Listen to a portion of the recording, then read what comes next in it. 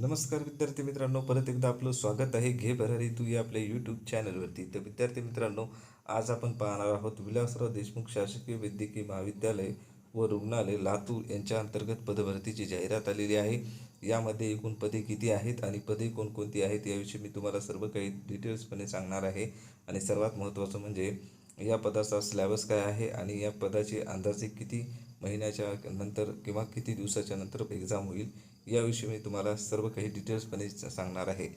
तर चॅनलवर नवीन असाल तर आपल्या चॅनल सबस्क्राईब करून ठेवा. जास्त काही अपेक्षा नाही, आपल्या व्हिडिओला जास्तीत जास्त लाईक करा. आणि सर्वात महत्त्वाचं म्हणजे ज्या विद्यार्थी मित्र आपले सरकारी नोकरीची तयारी करत असतात त्यांना नक्कीच व्हिडिओ शेअर करा. तर विद्यार्थी मित्रांनो, ग्रुप डीची पदं आहेत, अर्थात क्लास 4ची पदं आहेत विद्यार्थी मित्रांनो.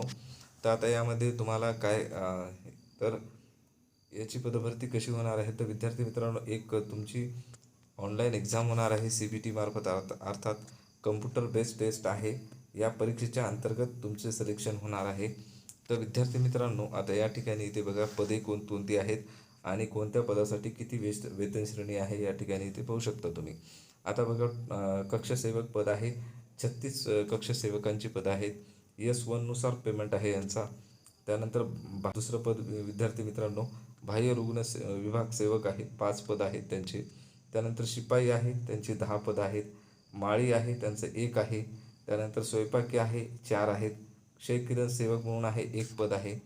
या सर्वांचं पेमेंट S1 नुसारच आहे, फक्त स्वयंपाकीचं आहे ते S3 नुसार आहे. 4 रिक्त पदं आहेत त्यांचे. सर्वात जास्त म्हटलं तर कक्षसेवकाचीच पदे आहेत, 36 पदे. बाकी सर्वांची 1 2 2 4 5 10 असेच पद आहेत. त्यानंतर या ठिकाणी क्षयकिरण सेवक म्हणून पद आहे, त्यांची 1च पद रिक्त आहे. प्रयोगशाळा परिचर म्हणून आहे, त्यांचं पण 1च आहे. रक्तपेटी परिचर म्हणून आहे, त्यांचं 1च आहे. अपघात विभाग सेवक म्हणून आहे, त्यांचे 4 पदं आहेत. सहाय्यक स्वयंपाकी आहे, 4 पदं आहेत. त्यानंतर पहारेकरी आहे, पहारेकऱ्यांचे 5 आहेत. न्हावीचे 4 आहेत. धोबी आहे, धोबीचे 3 पदं रिक्त आहेत. तर विद्यार्थी मित्रांनो, ही अशा पद्धतीची जाहिरात होती.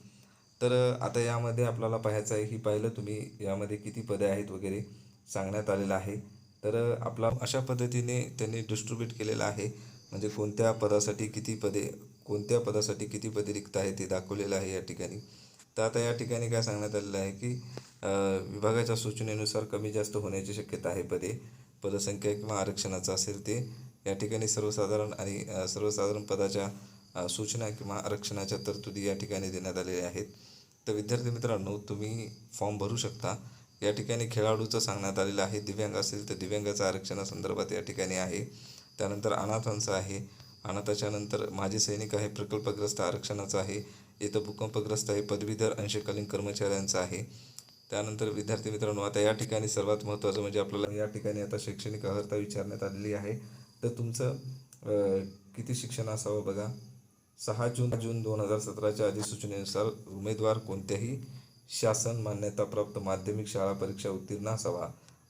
या ठिकाणी 10वी उत्तीर्ण असणं गरजेचं आहे तुम्ही, आणि सोबत तुम्हाला मराठी भाषेचं ज्ञान येणं आवश्यक आहे. आता माजी सैनिक शैक्षणिक अर्हतेमध्ये काय सांगण्यात आलेलं आहे, ज्यांनी 15 वर्ष सेवा बजावली आहे त्या सैनिकांनी 10वी उत्तीर्ण असल्याचं प्रमाणपत्र असणं गरजेचं आहे, किंवा त्यांनी Indian army special certificate education अथवा तत्सम प्रमाणपत्र असेल तर अशा पदासाठी अर्ज करू शकतात असं सांगण्यात आले. पात्रता आता आपल्याला पाहायची आहे. भारताचा नागरिक असावा. वयोमर्यादा या ठिकाणी सांगण्यात आलेली आहे. वयोमर्यादा खाली दिलेली आहे, पण बघू त्या चार्टमध्ये. या ठिकाणी बघा, वय गणण्याचा दिनांक दिलेला आहे 20/8/2026. 20/8/2026 तुमचं वय किती होतं त्यानुसार तुम्ही इथे क्वालिफाय होता का एजनुसार, एजच्या क्रायटेरियामध्ये, ते तुम्हाला इथं पाहायचं आहे. आता खुल्या प्रवर्गासाठी किमान 18 वर्ष असावा आणि जास्तीत जास्त तुमचं 38 वर्षापेक्षा जास्त नसू नये खुल्या प्रवर्गासाठी. आणि तर मागासवर्गीय उमेदवारासाठी बघा, या ठिकाणी 18 ते 43 वर्षापर्यंत आहे. त्यानंतर पदवीधर अंशकालीन उमेदवार असाल तर पदवीधरांसाठी किती आहे बघा, 55 वर्षापर्यंत ते फॉर्म भरू शकतात. त्यानंतर स्वातंत्र्य सैनिकांचे नामनिर्देशित पाल्य असेल, सन 1991चे जनगणना कर्मचारी व 1994चे निवडणूक कर्मचारी जर असतील तर त्यांना किती आहे वय, या ठिकाणी वयोमर्यादा दिलेली आहे 45 राहील. 45 वर्षापर्यंत ते फॉर्म भरू शकतात. त्यानंतर खेळाडू असेल तर खेळाडूंसाठी किती, 5 वर्ष शिथिलता केलेली आहे. म्हणजे तसंच तथापि उच्चतम वयोमर्यादा 43 वर्षापर्यंत देण्यात आलेली आहे. त्यानंतर दिव्यांग असेल तर दिव्यांगांना किती 45 वर्षापर्यंत देण्यात आलेली आहे. त्यांच्याकडं 40% दिव्यांगाचं प्रमाणपत्र असेल तर त्यांना ते भेटणार आहे लाभ. त्यानंतर प्रकल्पग्रस्त असेल आणि भूकंपग्रस्त असेल तर त्यांच्यासाठी किती आहे, तर त्यांच्यासाठी पण 45 वर्षापर्यंतच आहे. त्यानंतर माजी सैनिक उमेदवार असतील तर त्यांच्यासाठी 45 वर्षापर्यंत राहील असं सांगण्यात आलेलं आहे. आणि त्यानंतर परत आता सर्वात महत्त्वाचं म्हणजे विद्यार्थी मित्रांनो, परीक्षेचं स्वरूप पाहण्याच्या आधी एक महत्त्वाची सूचना आपण पाहून घेऊयात. तर आता बघा या ठिकाणी काय सांगण्यात आलेलं आहे की महाराष्ट्र शासनाचा GR आलता त्यावेळेस काय सांगण्यात आलेलं आहे 2023 पूर्वी म्हणजे 31 डिसेंबर 2023 पूर्वी जर प्रसिद्ध होणाऱ्या भरती जाहिरातीकरता कमाल वयोमर्यादा 2 वर्ष शिथिलता दिलेली असल्याने वर नमूद सर्व प्रवर्गासाठी कमाल वयोमर्यादा 2 वर्ष इतकी शिथिल राहील. म्हणजे 2 वर्ष वाढून तुम्हाला या ठिकाणी भेटणार आहेत. तुम्ही जर तुमचं एज बार झाला असलं तरी 2 वर्ष तुम्हाला वाढून भेटलेली आहेत. त्यामुळे मी सांगत असतो की शेवटपर्यंत व्हिडिओ पहा, कारण कसं असतं तुमचे महत्त्वाचेच पॉईंट मी ते या ठिकाणी सांगत असतो. तर आता या ठिकाणी आपल्याला त्या परीक्षेचं स्वरूप पाहायचं आहे. तर विद्यार्थी मित्रांनो, या ठिकाणी सर्व पदासाठी तुम्हाला मराठी किती 25 प्रश्न विचारण्यात येणार आहेत. 50 गुणांसाठी 25 प्रश्न 50 गुणांसाठी विचारण्यात येणार आहेत. इंग्रजी आहे 25 प्रश्न 50 गुणांसाठी. सामान्य ज्ञान आहे 25 प्रश्न 50 गुणांसाठी. बौद्धिक क्षमता चाचणी आहे 25 प्रश्न 50 गुणांसाठी. एकूण विद्यार्थी मित्रांनो 100 प्रश्न आहेत 200 गुणांसाठी. तर अशा पद्धतीची ही पदभरती आहे आणि परीक्षेचा कालावधी विद्यार्थी मित्रांनो 2 तास अर्थात 120 मिनिटाचा आहे. आता यामध्ये अभ्यासक्रमामध्ये मराठीमध्ये काय विचारणार आहेत बघा या ठिकाणी. तर तुम्हाला मराठी भाषेमध्ये सर्वसामान्य शब्दसंग्रह विचारणार आहेत. आता मराठीमध्ये सर्वसामान्य शब्दसंग्रह असतील, वाक्यरचना असेल, व्याकरण असेल, म्हणी असेल, वाक्यप्रचाराच यांचा अर्थ व उपयोग असेल, तसेच तुम्हाला एक उतारा देतील त्या पॅसेजवरचा तुम्हाला सोडवायचे आहेत प्रश्न उत्तर. इंग्रजीमध्ये पण तसंच आहे. कॉमन व्होकॅब्युलरी आहे, सेंटेन्स स्ट्रक्चर आहे, ग्रामर आहे, use of idioms and phrase आहे त्या ठिकाणी इंग्रजीचं. अशा पद्धतीने सिलेबस दिलेला आहे. आता सामान्य ज्ञानामध्ये पाहायला गेलं तर इतिहासामध्ये तुम्हाला आधुनिक भारताचा इतिहास, विशेषतः महाराष्ट्राचा इतिहास विचारणार आहेत. आता भूगोलामध्ये बघा काय विचारणार आहेत. तर महाराष्ट्राचा भूगोल विशेष अभ्यासक्रमासह पृथ्वी, जगातील विभाग, हवामान, अक्षांश, रेखांश, महाराष्ट्रातील जमिनीचे प्रकार, पर्जन्य, प्रमुख पिके, शहरे, नद्या, उद्योग धंदे इत्यादी विचारणार आहेत महाराष्ट्राचं भूगोलामध्ये. तर आता अर्थशास्त्रामध्ये काय विचारणार आहेत. तर राष्ट्रीय उत्पन्न, शेती, उद्योग, परकीय व्यापार, बँकिंग, लोकसंख्या, दारिद्र्य व बेरोजगारी, अर्थसंकल्प इत्यादीची माहिती विचारणार आहेत. चालू घडामोडीमध्ये महाराष्ट्रासह भारतातील चालू घडामोडी विचारणार आहेत. त्यानंतर राज्यशास्त्रामध्ये त्यांनी काही सब टॉपिक सांगितले नाहीत, फक्त राज्यशास्त्र म्हणलेलं आहे. त्यामुळं राज्यशास्त्रातले एक महत्त्वाचे काही कलम करून जायचे. जास्तीत जास्त सामान्य विज्ञानामध्ये काय विचारणार आहे. भौतिकशास्त्र असेल, रसायनशास्त्र असेल, प्राणीशास्त्र असेल, वनस्पतीशास्त्र व आरोग्यशास्त्र इत्यादी संदर्भात ते विचारणार आहेत. आता अंकगणित बेरीज विचारणार आहेत. या ठिकाणी बौद्धिक चाचणी देण्यात आलेली नाही. का देण्यात आलेली आहे पाहूया. नाही, या ठिकाणी फक्त अंकगणित आहे. अंकगणितच विचारणार आहेत, बुद्धिमत्ता नाही या ठिकाणी. तर बेरीज, वजाबाकी, गुणाकार, भागाकार, दशांश, अपूर्णांक व टक्केवारी इत्यादी या ठिकाणी हे करण्यात आलेलं आहे, येणार आहे. आता या ठिकाणी काय म्हणजे उपरोक्त अभ्यासक्रमाची काठिण्य पातळी ही इयत्ता 10वीच्या लेवलची असेल. फक्त 10वीच्या अभ्यासक्रमावर आधारित असेल असं सांगण्यात आले. 10वीच्या लेवलची म्हणजेच 10वीचं ज्या पद्धतीने पेपर असतो त्या पद्धतीने. आता या ठिकाणी परीक्षेचं स्वरूप सांगण्यात आलेलं आहे. परीक्षेचं स्वरूप काय आहे बघा. ही परीक्षा ऑनलाईन स्वरूपाची होणार आहे. कम्प्युटर बेस्ड टाईप आहे. यामध्ये प्रत्येक प्रश्नाला अधिक तुम्हाला 2 गुण भेटणार आहेत. म्हणजे एका प्रश्नाला 2 गुण भेटणार आहेत तुम्हाला. तर आता या ठिकाणी अजून सर्वात महत्त्वाचं म्हणजे आता या ठिकाणी काय सांगण्यात आहेत. वर्ग ड म्हणजे क्लास 4 समकक्ष पदासाठी माध्यमिक शाळात परीक्षा SSC कमीत कमी अर्हता असल्याने सदर पदासाठी परीक्षेचा दर्जा हा भारतातील मान्यताप्राप्त माध्यमिक शाळात परीक्षा SSC समान दर्जा राहणार आहे या परीक्षेचा. तर यामध्ये मराठी व इंग्रजी या विषयाच्या प्रश्नपत्रिकेचा दर्जा हा माध्यमिक शाळांत परीक्षा असणार आहे, अर्थात 10वीपर्यंतचा असणार आहे. आणि जे लेखी असणार आहे त्यामध्ये अजून मराठी असेल, इंग्रजी असेल, सामान्य ज्ञान असेल, बौद्धिक चाचणी असेल या विषयाचा विषयावरील प्रश्नकर्ता प्रत्येकी 50 गुण देऊन एकूण 200 गुणांची ऑनलाईन परीक्षा होणार आहे. तर आता या ठिकाणी तुम्हाला मुलाखत नाही आहे या ठिकाणी सांगण्यात आलेलं आहे. या पदाकरता मुलाखत नसणार आहे. आणि अजून या ठिकाणी सर्वात महत्त्वाचं म्हणजे तुम्हाला तुमचं नाव लिस्टमध्ये येण्यासाठी म्हणजेच कमीत कमी तुम्हाला 45% गुण घेणं आवश्यक आहे. अर्थात 45 म्हणजेच 200पैकी 90 मार्क तुम्हाला घेणं गरजेचं आहे. आता या ठिकाणी काय म्हणण्यात आलेलं आहे बघा, परीक्षा ही कसं असणार आहे, ऑनलाईन स्वरूपाची असल्यामुळे या ठिकाणी नॉर्मलायझेशन ही पद्धत राहणार आहे. त्यानुसार तुमचं गुणक्रमांक ठरणार आहे. आता या ठिकाणी तुम्हाला कागदपत्र कोणकोणते लागणार आहेत, आता कागदपत्रासंदर्भात आपण या ठिकाणी चर्चा करू. तर आता या ठिकाणी अपलोड करण्यासाठी तुम्ही जर राखीव प्रवर्गातून फॉर्म भरत असाल तर त्याचं सर्टिफिकेट लागतं, कास्टचं. तसंच आता या ठिकाणी दिव्यांग असेल, खेळाडू असेल, माजी सैनिक असेल, अनाथ असेल, प्रकल्पग्रस्त असेल, पदवीधर असेल किंवा भूकंपग्रस्त असेल, पदवीधर अंशकालीन म्हणतात त्याला, पदवीधर म्हणजे ते नाही तर पदवीधर अंशकालीन त्यांच्यासाठी लागतं. तर ते सर्वांनी डॉक्युमेंट अपलोड करायचे आहेत त्या ठिकाणी आरक्षणाचा दावा करणारे असतील तर. आता या ठिकाणी बघा तुम्हाला अजून दुसरे डॉक्युमेंट कोणते लागतात बघा या ठिकाणी सांगण्यात आलेलं आहे. तर तुम्हाला 10वीचं लागतं, वयाचा पुरावा लागतो, त्यानंतर शैक्षणिक अर्हतेचा पुरावा लागतो, कारण अर्जाच्या नावासाठी तुम्हाला 10वीचं प्रमाणपत्र लागतं, सेम आहे म्हणून त्याच्या प्रूफसाठी, आणि शैक्षणिक अर्हतेचा पुरावा लागतो. आता तुमचं शिक्षण 10वीच्या पुढं किती झालं असलं तरी जमतं त्या ठिकाणी काय.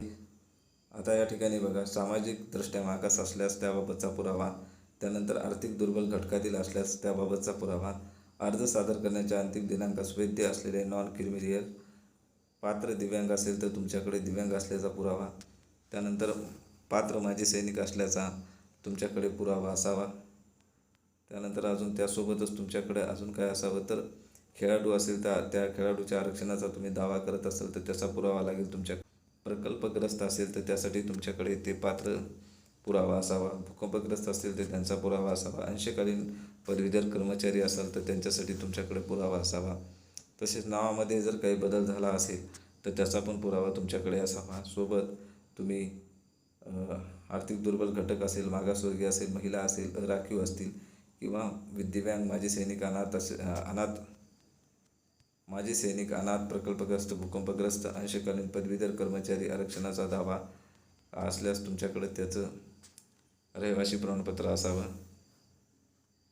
आणि सोबत मराठी भाषेचा पुरावा असावा. तर या ठिकाणी रहिवासी म्हणले मला समजत नाही, कदाचित मला वाटते ते त्यास याच्यातून फॉर्म भरणार आहेत त्याचं सर्टिफिकेट मागत असेल. आता इथं महत्त्वाचं आहे बघा, खेळाडू असेल, दिव्यांग असेल, माजी सैनिक असेल, अनाथ असेल, प्रकल्पग्रस्त, भूकंपग्रस्त व पदवीधर अंशकालीन कर्मचारी जर असाल तुम्ही, जर यात तुम्हाला आरक्षणाचा दावा करायचा आहे म्हणजे यात तुम्ही फॉर्म भरला आहे त्या प्रवर्गातून, तर ज्यावेळेस आता तुम्हाला कागदपत्र पडताळणीला मूळ प्रमाणपत्र घेऊन जाणं गरजेचं आहे. जर तुम्ही ते गेले नाही तर नियुक्ती तुम्हाला दिली जाणार नाही या ठिकाणी सांगण्यात आलेलं आहे. आता सर्वात महत्त्वाचं म्हणजे सर्वसाधारण सूचनामध्ये काय सांगले, फक्त ऑनलाईन पद्धतीने अर्ज करण्यात यावा. अर्जाचं संकेतस्थळ या ठिकाणी देण्यात आलेलं आहे. तर विद्यार्थी मित्रांनो, या ठिकाणी काय सांगण्यात आलेलं आहे, परीक्षा शुल्क भरल्याशिवाय अर्ज सादर केला जाणार नाही असं सांगण्यात आलेलं. त्यामुळे परीक्षा शुल्क तुम्हाला भरणं गरजेचं आहे.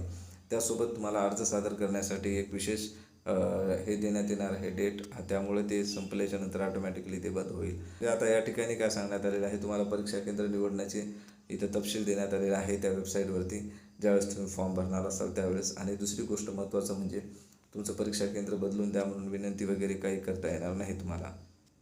परीक्षा शुल्कासंदर्भात आता किती फी आहे तर खुल्या प्रवर्गासाठी 1000 रुपये आहे आणि राखीव प्रवर्गासाठी 900 रुपये फी आहे. हे झालं विद्यार्थी मित्रांनो. आता पुढे पाहायचं आपल्याला ही फी कशी असणार आहे, नॉन रिफंडेबल असणार आहे, म्हणजे याचा अर्थ ती परत फी भेटणार नाही तुम्हाला. तर विद्यार्थी मित्रांनो, अर्ज सादर करण्याचा कालावधी बघा, कधीपासून अर्ज सुरू झाले आहेत तर 20/8/2026 पासून सुरू झालेले आहेत. 5 वाजल्यापासून 17 म्हणजे 5 वाजल्यापासून सुरू झालेले आहेत ते 10/9/2026 पर्यंत आहेत. 5 वाजेपर्यंतच फॉर्म भरले जातील. त्यानंतर ऑनलाईन पद्धतीने शुल्क भरण्याचा अंतिम दिनांक कितीचा आहे तर 10/9/2026चाच आहे. रात्री 12 वाजेपर्यंत तुम्ही फॉर्म हे करू शकता, पेमेंट करू शकता. परीक्षेचा दिनांक आणि कालावधी तुम्हाला लवकरच संकेतस्थळावर कळवण्यात येईल. त्यासाठी तसं आपले चॅनल सबस्क्राईब करून ठेवा, आपण पण तुम्हाला सांगू कधी आहे ते. आता दिव्यांगाच्या लेखनिक संदर्भात देण्यात आलेलं आहे, अनुग्रह कालावधी संदर्भात माहिती देण्यात आलेली आहे. प्रवेशपत्र तुम्हाला परीक्षेच्या 3 दिवस अगोदर तुम्हाला प्राप्त होणार आहे. जर नाही झालं तर तुम्ही या ठिकाणी संपर्क साधू शकता. त्यांच्या वेबसाईटवरती नंबर असेल, त्यांना फोन करून तुम्ही संपर्क साधू शकता. आता तर सर्वात महत्त्वाचं म्हणजे गैरप्रकार काही होणार नाही या ठिकाणी. परीक्षेच्या ठिकाणी याची तुम्हाला काळजी घ्यायची आहे.